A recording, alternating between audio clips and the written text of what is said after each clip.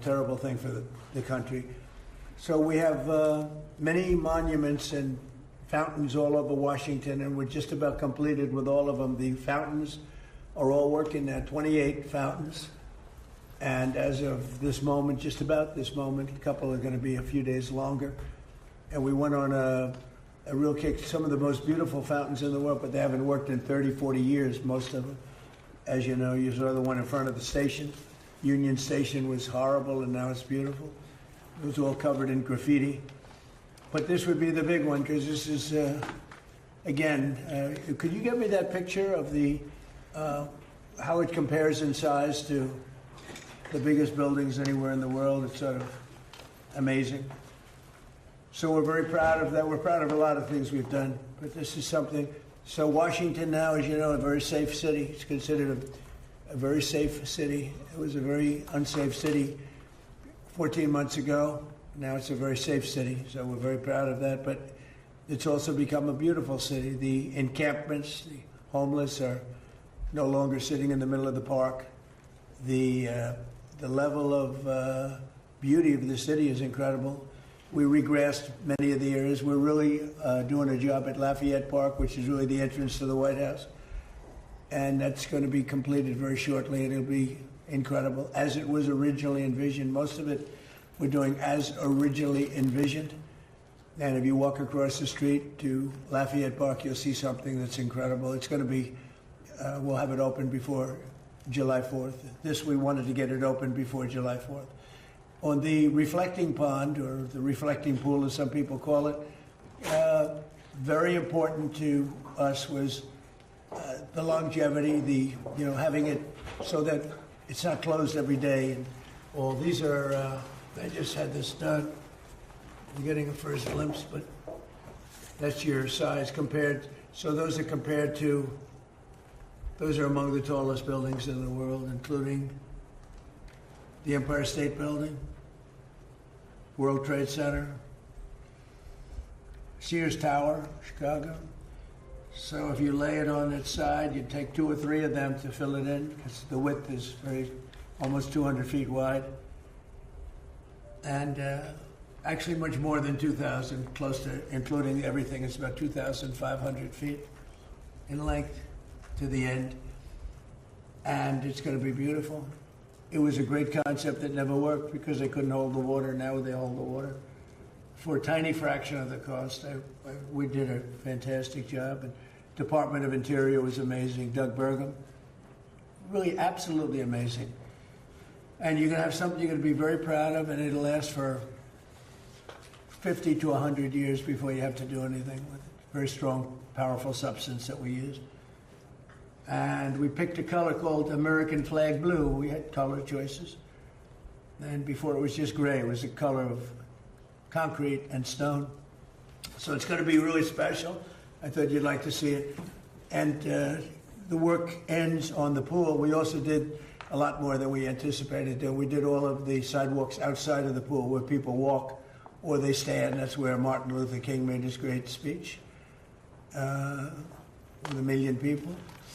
I had the same amount of people. Actually, I had a little bit tighter. It was a little bit tighter. They said he had 1 million people, and I had 25,000 people. And yet, if you look at the picture of comparison, the exact same location, the exact same pool, except now the pool's clean. It was filthy dirty then. But it was amazing because that was my first glimpse into politics. I made a speech, and I had more people. In other words, you put the picture side by side, which we have.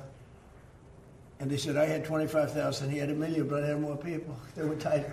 My people were tighter. But these are minor details. That's what I said, well, wait a minute, there's something wrong.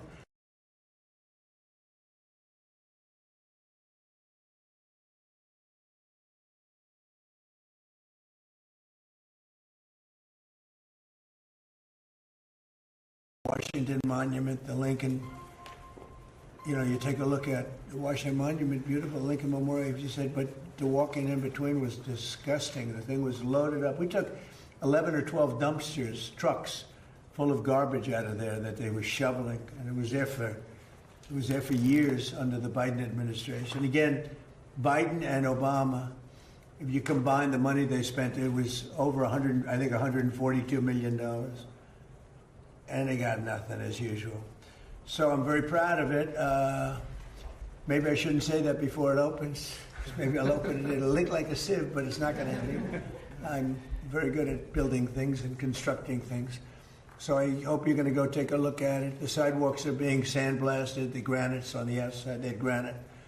And that lasts on a strong stone. And that's being sandblasted. It's going to look like really something beautiful. It's going to be brand new. It's got a lot of life. So just enjoy it. Rodney Scott is here along with Peter Navarro. Peter's been with me for a long time, knows more about China than any human being on earth, except for, I would say, President Xi knows a lot more. But other than President Xi, Peter's probably in second place, and certainly having to do with trade. And but they're here to talk about something else. And Rodney, if you would, please. Sure. So we're talking about rolling out a customs EO. Why is that important? Basically, it's America first in the trade environment, like we've been doing on the border. People are used to the illegal immigration, the narcotics. We've locked that down. This is literally taking the same principles and applying them to trade to protect American industry. Different countries and different people are undercutting our import-export rules, the tariffs, to literally undermine American businesses. And we're going to put a stop to it in the same way. We are going to increase the amount of data we have so that we can actually make conscious decisions about who and what comes into this country. And we're going to start holding people accountable. So we're literally going to use the rules that are in place to a certain extent and then make some recommendations for legislation going forward. But we're going to start holding trade accountable for bringing threatening things and threatening products into our country, just like we have on the rest of the border. So Customs and Border Protection gets a lot of attention for the border wall, everything else. This is going to be basically the equivalent in the trade environment. And sir, you did a miracle when you came in. You shut that border down in a matter of days to what had been a flood of millions of illegal aliens. And a secure America is a safe America. What we're going to do here with the EO you're going to sign, that's about a $20 to $30 billion a year EO you're going to get, because we are going to crack down with this detective border that CBP is putting in innovatively. We're going to crack down on the fentanyl. We're going to crack down on the unhealthy products, the counterfeits, and all the tariff evaders. So this is a message to the world today. When you sign this, there's nowhere to run, nowhere to hide, and this is what Donald Trump does. He secures our borders, and not just physically, but in terms of trade. The new customs border is going to be awesome. Thank you. Thank you, Peter. You know, we had millions of people pouring through our border. And when I got here, and it happened twice, but the first time was a lot easier because it wasn't nearly as bad as this. But in 2016, we had a bad border, really a bad border. And pretty quickly, we made it very good. We started the wall. I built over 1,000 miles of wall. Without that, you could have never done it, no matter how good you do. The wall has been, remember the Democrats I call them. But the Democrats said the wall doesn't do anything. I said, no, walls work. Two things, everything else is obsolete. It gets obsolete quickly. Two things, wheels and walls. They've been here for a long time. A wheel and a wall, you'll always have. Other things, your computer's going to be obsolete about 2 days after you buy it. But wheels and walls, they work. And we built an incredible wall that stretches more than 1,000, think of it, 1,000 miles. And without that, we would not be as successful. We're building now additional areas because we need some additional wall in certain areas. But we had millions of people, 25 million people. I think it's more than that, but 25 million people came in during the Biden years, the Biden disasters. And we stopped that. We stopped it down to zero. Hard to believe, but the numbers come out. Every month they come out 0, 0, 0. People don't come anymore because they know they're not going to get through. So we had caravans of 10, 15, 20, 25,000 people coming up from countries. And remember, I know these people. I know the leaders of the countries. They're smart, and they're cunning, and they're streetwise. And they would put their people that were from prisons in there. They would put their murderers in there. And they'd put a lot of bad people, and they'd also put people that just didn't work. They'd put all of their welfare recipients in there, and they'd send them into our country, and all of that stopped. And many of those people are now brought back. Many of the murderers, 11,888 were murderers, I say it all the time. 50% of them murdered more than one person, 2, 3, 4.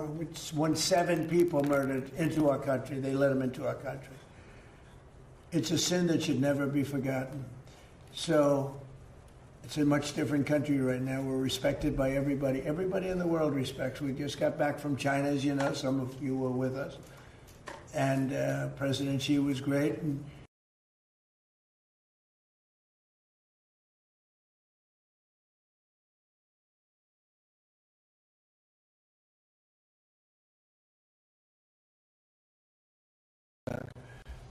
And now we're the hottest country anywhere in the world. We're the most successful country in the world. So this is very important what you're doing, and I'd like to have Will just say a few words about it specifically, please. Yes, sir. As Rodney and Councilor Navarro said, this is an executive order on strengthening customs enforcement using new technologies and new approaches. The idea here is to ensure that importers of record, other people moving goods across our border, are accurately reporting what they're bringing in, that contraband, that illegal goods aren't being brought across the border, and that goods being brought in are being accurately accounted for purposes of duties and tariffs and all of the other things we require of importers of record.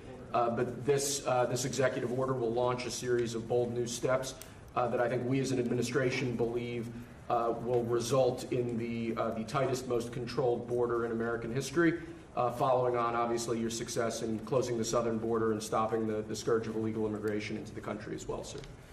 So, Peter, what kind of money do you think this involves in terms of savings to our country? I will guarantee you the first year will be at least $15 billion, next year 25, and out there's 80 to 100 billion that the tariff evaders are doing. Plus, sir, we're going to stop more of the fentanyl coming in, and we're going to crack down on counterfeits. This is good for America. This is good for the people that elected you. It's good for the country. And we have fentanyl coming in 59% less. Cut it by a number that nobody thought was even possible. We're going to get it a lot lower than that, but we have it. And we did this in a very short period of time. This is going to be a great one, sir. You didn't have the This same is a problem. moneymaker for us, and CBP has been doing a really great job Yep. innovating on this, sir. You've done a fantastic job. Thank you. Appreciate it, sir. Okay, we'll start in 1.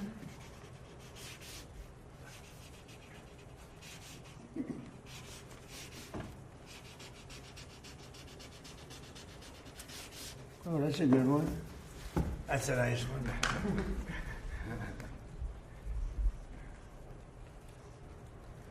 Okay, what else do you have? This is another executive order on reforms to the federal workforce, sir.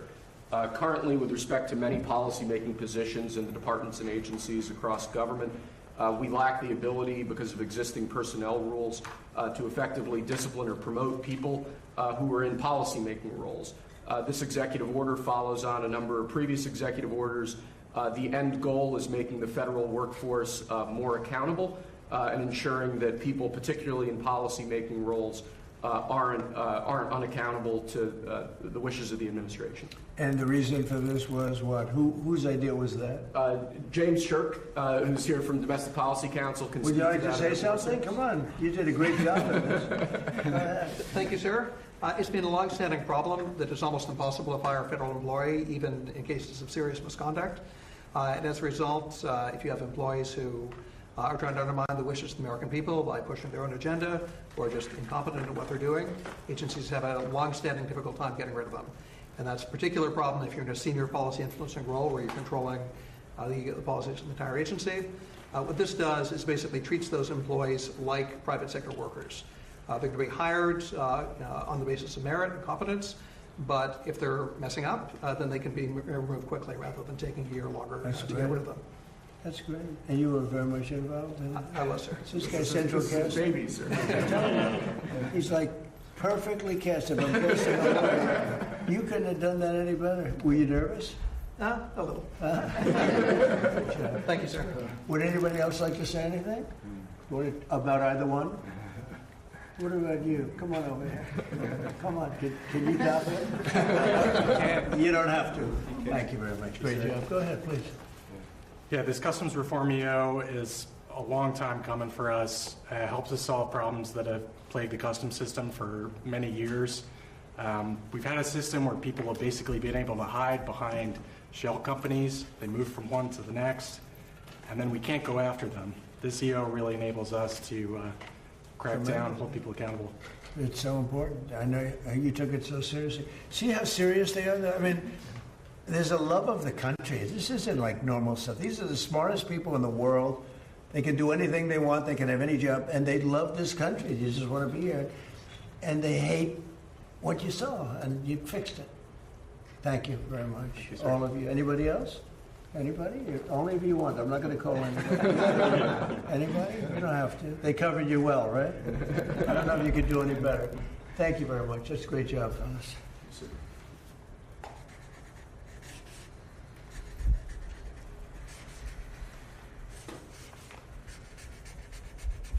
It's a big one.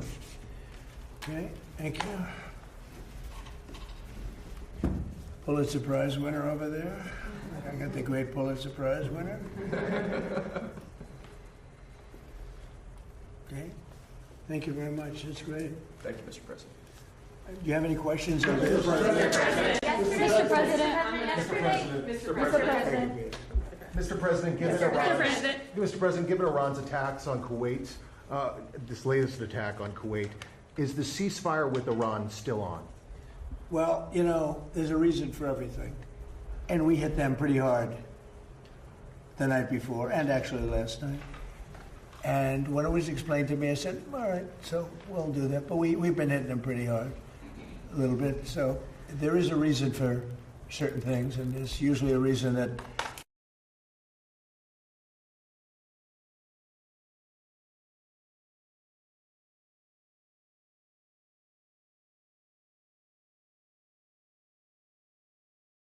they were slightly provoked because we took a strong action for a different reason. So they were reciprocating. Yep. Mr. President, can you explain I why? hear the negotiation itself has gone very well, actually. Very well. Mr. President. It could happen. I mean, if it happens, and it might not happen, you know, who knows? But if it happens, it could happen like over the weekend. How do you define ceasefire, sir? How do you define ceasefire? Pretty much the way it is. It's a different part of the world. You know, I'd say in that part of the world, ceasefire is when you're shooting in a more moderate manner. On AI, Mr. President, yesterday you signed, Mr. It's President. not bad. But it's true. I mean, it's, Yesterday a ceasefire there is much different than a ceasefire in other parts of the world. Mr. President, can you explain why you decided to drop the anti-weaponization fund? So I love it. I think it's so important. People were, this is a victim right here, but not only a victim, he was also a student of it. What happened to great people, great American people, the way they were victimized, the way they were savaged. You have suicides, they killed themselves, they went bankrupt, they were weaponized by the Biden administration, by a bunch of thugs, including Obama people, and like nobody's probably ever been. I mean, I can think of maybe 2 instances in this country where they've had it to somewhere that extent. I'm not even sure if it was so much. They were put in jail for long periods of time. They were accused of things that never happened. They had prosecutors that were radical lunatics, and their lives were destroyed. And frankly, we had a lawsuit that against us on the weaponization, where the judge, a radical left judge, ruled against it. And we'll see how that all works out. But a radical left judge ruled against it. But these people, their lives have been destroyed. Their families have been destroyed, many of them. I'm not just talking about a few people. Many of them. I'm one of them.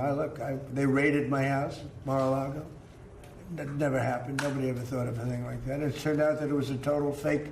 Everything about it was fake and corrupt. We have all the information. You know, the good advantage to sitting here is we can get information that you wouldn't get by what we have and what we are going to be showing over the coming weeks and months. You're not even going to believe. Some of you will believe it, like CNN will believe it because they knew what was going on. They're crooked as hell. CNN's a very corrupt organization, but with a corrupt reporter standing right there. Never smiles. You never see a young, beautiful woman, never smiles. I never see a smile off her face. I see her standing there with hatred in her eyes, like she has hatred because we have borders, because we have a strong military, because we cut our taxes, because we do things that everybody wanted, and then we win our election in a massive landslide. We win 87% of the counties in this country. Nobody's ever heard of a thing like that. And that's because we're doing the right job. And we took a detour down to Iran because we can't let Iran have a nuclear weapon under any circumstances. We can't let that happen. So the reporters should be happy. They shouldn't be unhappy. They should be very happy. Because you know what we're doing? We're saving our country. Yes, Mr. President, two just to follow questions, up on one that. on Iran and then one on your birthday, which you will like. The first one is, are you concerned at all that the IRGC could sabotage any potential deal? And then the second one is, you have a birthday coming up. I won't say which number, but it's a big birthday. So you're going to blow out a candle. You're going to blow out some candles on a cake, hopefully. What are your wishes that you'd like to see accomplished for the next year for the United States and your presidency? Well, I'll go in your order. Anything can happen, you know, when you're dealing with Iran, but when you're dealing with other countries. But that's a very volatile part of the world, probably the most volatile part of the world. The people are volatile. The leadership, you see what's going on. We've gone through 3 teams of leadership. It's been we're military. There's never been a military like what we have. We could go another 2-3 weeks and just wipe everybody out. I'd rather not do that. Very easy to do. They're ready to do it. They want to do it. They want to do it. But if we can get something down in writing which will accomplish the same thing without killing everybody, I'd like to do that. Most of my people, I think, would like to do that. Some people wouldn't, but most of them would. But we had to take a detour as far as wishes for, and I'm very proud of that detour, you know. By the way, just to finish off on that, we had the strongest stock market in history, and I said we have no choice, we have to do it. I knew it would affect it, but I was very happily surprised when I saw that today we hit another stock market high. I mean, we have the highest stock market in history with a military conflict going on, or a war. Some people call it war, some people call it a military. It's not a big thing for us. We have a great military, it's not a big thing for us. But if I didn't do that, I spoke to people like Peter, great financial people, Scott and Howard and lots of others. I said, you know, we just hit the greatest stock market in history. Everyone's 401ks are the highest they've ever been. Everybody's making a lot of money. Costs are coming down. You know, we took over the highest cost and the highest inflation in the history of our country. Costs are coming down. Everything's good. And I hate to tell you this, but we've got to take a little detour and go down to a place called the Islamic Republic of Iran. And we're going to have to stop them from having a nuclear weapon. That's what we've done. And they've agreed to that. By the way, if they sign the agreement, they will have agreed to, we will not have a nuclear weapon or bomb. We will not.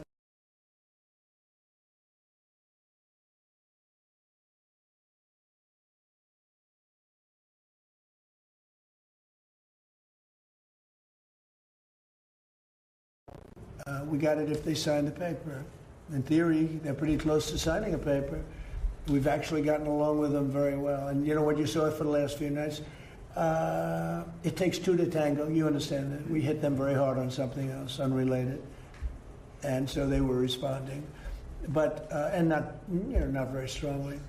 As far as birthday, as far as wishes, I want to just, we have a phrase, I think it goes down, I would think, in the history of our country, maybe the history of the world, is the greatest slogan or phrase ever. Make America great again. That's all I want. I want to make America great again. I think we've come a long way. I think we're the most respected country in the world right now.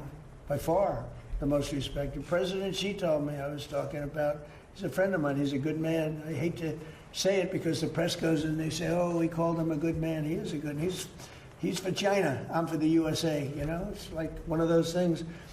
But we do very well now with China. When I came here, we're not doing well with China. My first term, when I inherited that, it was like what China was doing to us was incredible. I don't blame China. They took advantage of stupid people, really stupid people.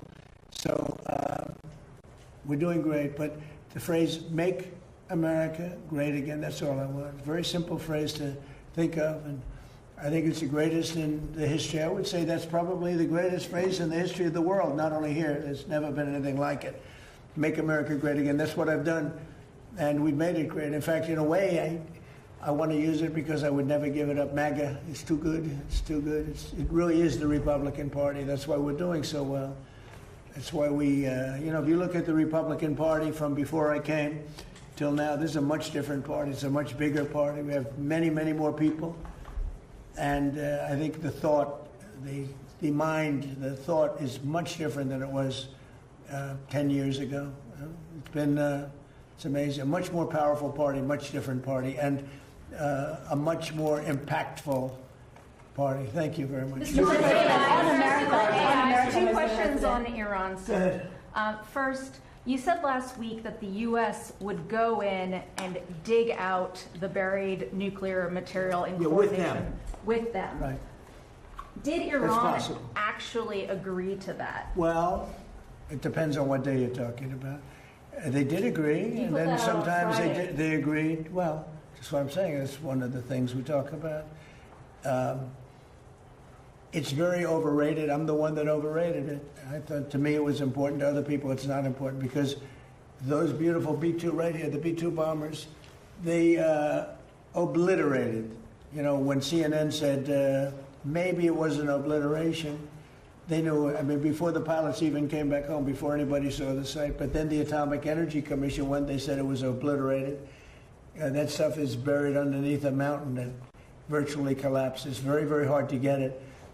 But nevertheless, I want to get it. We're the only ones, us and probably China are the only two countries that have the equipment where you can do that. So, yeah, I want to get it. We have, at different times, they've changed their mind a couple of times. But as it stands now, we will go in at some time in the not too distant future. It's very safe down there. You know, with Space Force, we have cameras. Every angle of those three sites are being watched at all times. If anybody went there, we'll see exactly what's happening, and we'll blow it up a little bit further.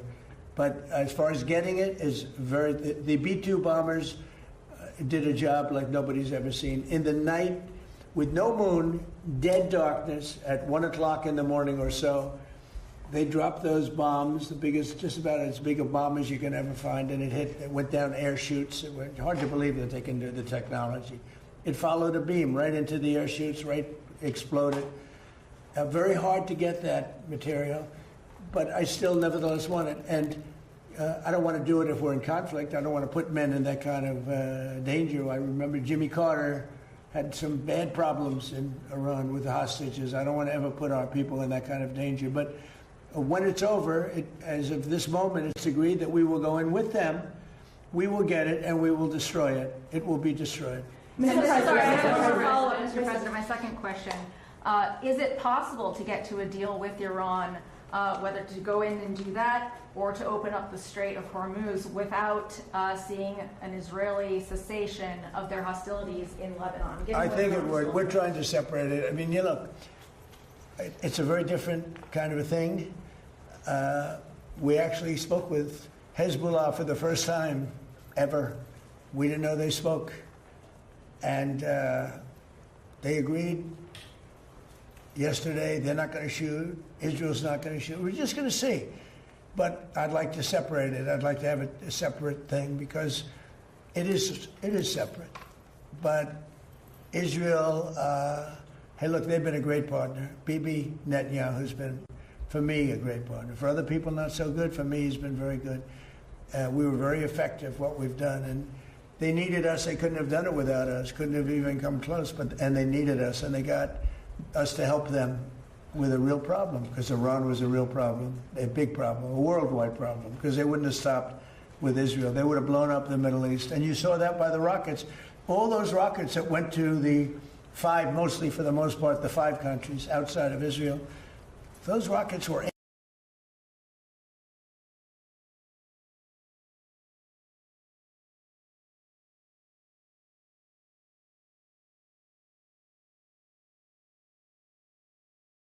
in the first term, when it terminated the Iran nuclear deal penned by Barack Hussein Obama. It was one of the dumbest deals I've ever seen. And this has no relation. I like these morons, these Democrats, D-U-M, Democrats, that go on television and say, oh, well, this is just like the Obama did. This is the exact opposite. This is no path to a nuclear weapon. That was an absolute path to a nuclear weapon that you couldn't have done anything about. This is the exact opposite. They gave billions and billions of dollars to Iran, including 1.7 billion put into a Boeing 757 with the seats taken out because there wasn't enough room if you left the seats, with 1.7 billion in cash taken from the banks in D.C., Maryland, and Virginia, and flown to Iran. 1.7 in green cash, and then tens of billions of dollars given to Iran by our government. Frankly, they picked the wrong country, but maybe we're going to be getting along with Iran. We're going to find out. You know, there is a good possibility, I think, because without the bombing, that wouldn't have worked, without the blockade. The blockade is the most powerful thing. I think the blockade maybe has more impact than the bombing has. But the blockade that we have, the naval blockade, is incredible. Now, one ship has gotten through unless we wanted it to. And people respect it a lot. And we'll see. But, you know, there's a chance if this really worked out, they could rebuild. You know, it used to be a very, very good nation. You go back, I have friends that used to, old timers, they used to go there and they used to do well. They used to build in Iran. They built apartment houses and they built office buildings in Iran. Hard to believe, right? But there's a chance that maybe that comes back. But whether it comes back or not, I think we have a very powerful deal that we're negotiating. The exact opposite as the Obama deal. The Obama deal was a disgrace. It gave them a nuclear weapon. We do the exact thing. We, under our deal, they will never, ever have a nuclear weapon. One of the other things that happens, and this is important, but there's nothing more important than taking away the capability of a nuclear weapon from Iran. Mr. President. Wait, but one of the other things that's important, and very important, is that immediately upon signing the Memorandum of Understanding, the Hormuz Strait will open. And it'll open up quickly, and we've already had our minesweepers there. You know, we're sweeping, as you probably have heard. And these are underwater minesweepers. They're great, amazing technology. They're underwater because usually when you're looking for mines, that usually means you have some dangerous characters out there. That's why, so we're underwater. But we've swept mines, and we've gotten most of them, we think. So, but the Hormuz Strait will open immediately upon signing. Now, that's subject to a couple of areas being cleaned out also of mines, which we don't think there are any. So it'll happen very quickly, and we'll take the southern route anyway. But immediately upon signing, we open up the Hormuz Strait. Just to clarify on what you said, excuse me, Mr. President, just to clarify on what you were asked earlier, is the $1.8 billion DOJ fund dead or is it on hold? It's, I'd have to ask the lawyers, I don't know. I know one thing, the weaponization, are you talking about the weaponization fund? Yeah, what's your decision? The weaponization fund, as far as I'm concerned, was a beautiful thing. It was something I didn't make it, but I heard that. I thought that was the greatest thing because people like you have abused our people so badly. The fake news like CNN, like the New York Times, and like others have abused our people. Wait a minute, be quiet. Have abused our people so badly, and you should be ashamed of yourself. You used to be a conservative. She was a conservative from Alabama. Can you believe it? But CNN, in particular, CNN does such false reporting. But now they have new ownership, so maybe it'll straighten it out. I doubt it. But it's hard to straighten garbage out. But CNN has abused, and others have abused so badly. People, these are people that are great people that were destroyed. Their families have been destroyed. Many suicides. They committed suicide. People that went there with love. They went there with love. You know, when I made that speech early in the day, tremendous crowd. I hate to say because they'll say, oh, I was wrong on the number, but I believe it's the largest crowd I've ever spoken to by twice. The biggest crowd, I think, bigger than the inaugurations, bigger than anything. And there was so much love and friendship. It was the most amazing thing. People were crying. But they were like, Republicans wait a in the minute, Billboard let me said finish, that let me people would finish, beat up cops let me to be finish. eligible. And those people have been abused by you and by others and by the politicians, by the Democrats. They're dumb people. They want to have open borders. They want to have transgender mutilization of your children. They want to have men playing in women's sports. They want to have high taxes. They turned down, you know, they fought us on the tax bill, and they fought us because they want people to pay high taxes because they're crazy. There's something wrong with them. there's something wrong with you. It's a shame. Yeah, go ahead, Mr. please. President, thank you so much. On communism, today you have some stern words on communism on I just wrote social. that. Did you like it? Did you think it was well written? Well, it's certainly very meaningful to a lot of Americans who Well, I voted read for it. you. Do you want to because read they it? haven't- Do you have it?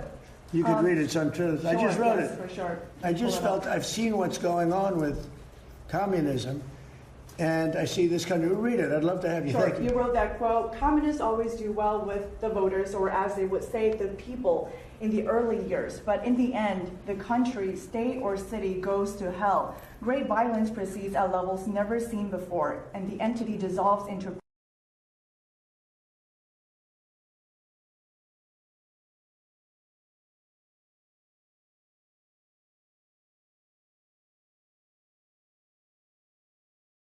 California.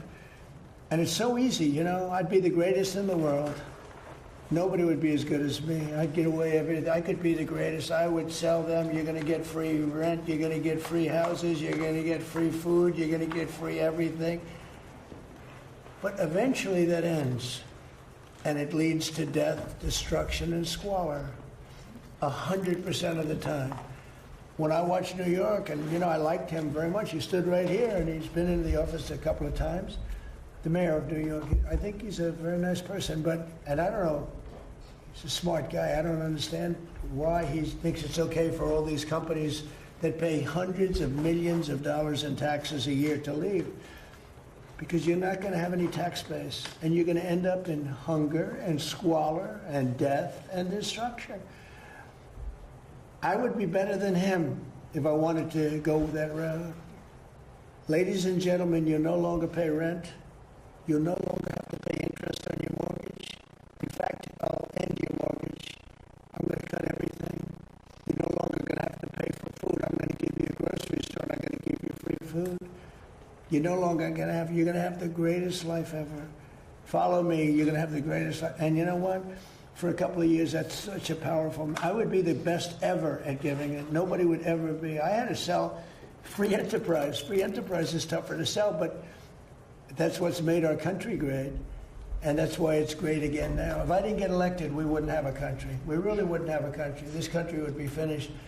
But I see what's happening in Los Angeles. I see what's happening in New York. Where I look at Chicago. You have a stupid governor, a dumb governor, a really dumb guy. I know him well. He's a failure in his family, Pritzker. I know the family. I was partners in a deal with them. I made a lot of money. They made money. We made a good partnership. But he was like an outcast in the family. He was a slob. And the mayor is a low IQ person. I mean, he's a stupid person. Chicago has a case, you have a real chance to become great again. There's a case, great again. If we were allowed to do what we did in Washington or Memphis, you know, I was with the governor of Tennessee yesterday, and he said, I want to come in. He came in to thank me. I said, for what? He said, what you did for Memphis. Memphis, the crime is down about 72%. And it's going, he said, it's like a different city. Washington is even more so. We started a little bit earlier. Washington, you walk down the streets and people feel safe here again. It's a safe city. If I were, oh, by the way, in Louisiana, what I've done there is unbelievable. Because the governor, Jeff Landry, called. He said, you got to help me with New Orleans. We have a tremendous crime problem. And I sent in our really talented people, including National Guardsmen. And they did it unbelievable. They had the safest, they said they had the safe, we just ended about 3 weeks ago. They had the safest Mardi Gras they've ever had. I could do that in Chicago, but you have to have the support of a governor. You can't have a slob that says, you know, we don't want it. People get murdered, and he says it's fine. They lost 5 or 6 people last week, and they said, it's fine. They're not going to lose 5 or 6 people. And I would make Chicago so good and so safe. It's got potential. The longer it goes, the harder it is to fix. And San Francisco, we could do such a good job. My friend said, please let the mayor, he's a liberal guy, nice guy. I talked to him. He wants to make San Francisco good, and he's trying very hard. I said, look, I can do it much faster than you. Please let me have a time. I mean, I spoke to the mayor, and some very important people asked me to give him a chance because they'd like to see if he could do it. And he's doing okay, but I could do it much faster, much better. And we can remove, don't forget, 2% of your people create 90% of your crime. That's a great number because 2% of the people you can take care of. If it was 90% of the people, that's no good. But 2%. In Washington, right here in D.C., we removed close to 5,000 hard-line criminals. Many came in through the Biden open border. We removed them from Washington, D.C., and it's one of the reasons that we're so safe now. We have a great, beautiful place. Again, the fountains are almost all open. You're going to have the reflecting pool opened within hours. I mean, literally within hours. The water starts pouring in tonight. It's going to be beautiful. You haven't seen that since 1922. Think of that, 1922. It hasn't worked. Never worked. From the day they built it, it never worked. But you're going to see that. And people are all thanking me because Washington's beautiful again. The parks are open. We changed the grass. You know, grass has a life also. Like people, grass has a life. And that grass hasn't been changed in 70, 80 years. It died many times over. We have beautiful grass, beautiful parks, beautiful everything. We don't have people living on it.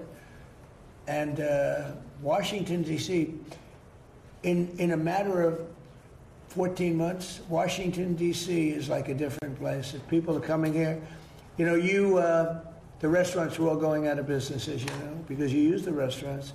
And now the restaurants are hot. In fact, if anything, we don't have enough restaurant space. They're all reopening. It's become vibrant. It's a beautiful thing to watch, and I am honored that I've been able to do it to our nation's capital. Thank you very much, everyone. Thank you, press. Thank you, press. Thank you, press. Thank you, press. Thank you, guys. Thank you, guys. Thank you, guys. Thank you, guys.